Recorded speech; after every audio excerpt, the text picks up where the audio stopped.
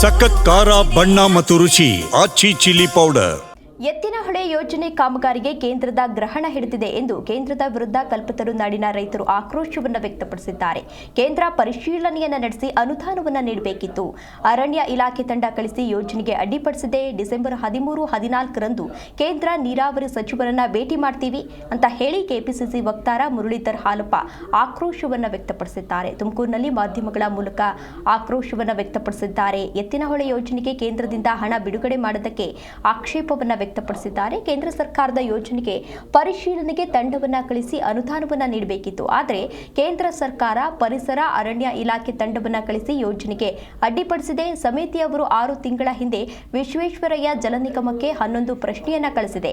ಪರಿಸರ ಇಲಾಖೆಯಿಂದ ನಿರಪೇಕ್ಷಣ ಪತ್ರ ನೀಡದೆ ಯೋಜನೆಯನ್ನ ನಿರ್ಲಕ್ಷ್ಯವನ್ನ ಮಾಡಿದೆ ಅಂತ ಹೇಳಿ ಸಾಕಷ್ಟು ಆಕ್ರೋಶವನ್ನು ವ್ಯಕ್ತಪಡಿಸಿದ್ದಾರೆ.